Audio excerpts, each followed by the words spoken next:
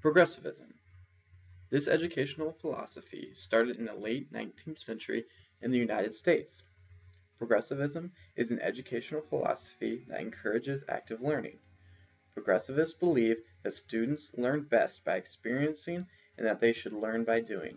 It is believed that students have the ability to find ways to be successful, and with the right encouragement and environment, this can be achieved. Progressivism is a highly student-centered and experience-focused philosophy. Students drive the classroom while teachers guide and facilitate learning. This is achieved by stimulating students through hands-on activities, visual learning, or other forms of active learning. Additionally, students often collaborate and work together in order to solve problems that require critical thinking or problem solving. As mentioned before, the classroom is a setting that encourages collaboration and critical thinking in order to solve issues. The classroom stresses a community-centered environment. The role of the teacher is to facilitate learning and guide students. Additionally, the teacher can play the role of an additional source of collaboration. In the end, the teacher's role is to use strategies that let students find ways to be successful and learn while still letting students be active and seek out their own learning. C. William Parker.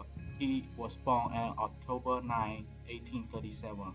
He was a pillar of the Progressive school movement in the United States.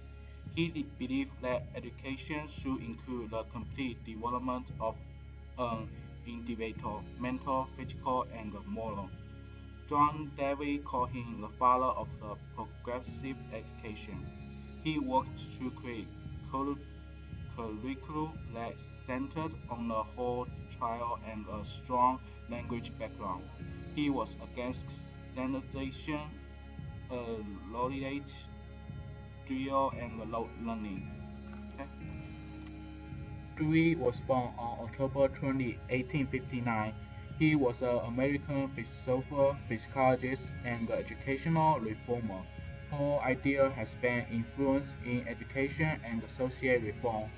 Dewey is one of the primary figures associated with the philosophy of progressivism, and is considered one of the founders of functional psychology. A well-known public intellectual, he was also a major voice of progressive education and liberalism. Carter Kipchak was born on November 20, 1871.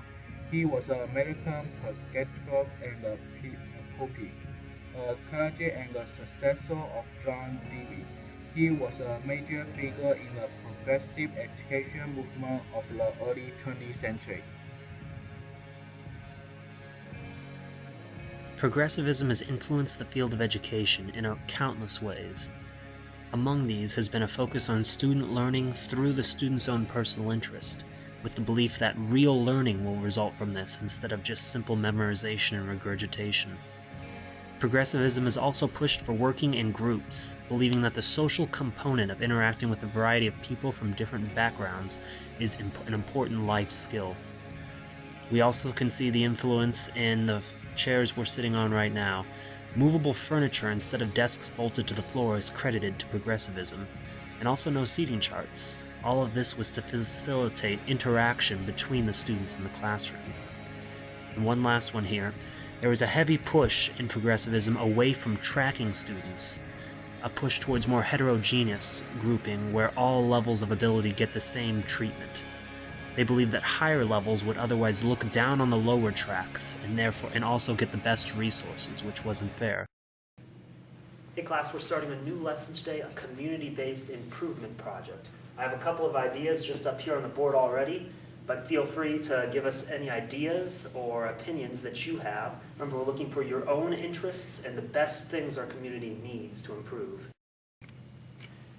Are any of these options that Mr. Severs proposed to us, are those any of the things that you would like to look into? Yes, bicycle path is pretty interesting for my option.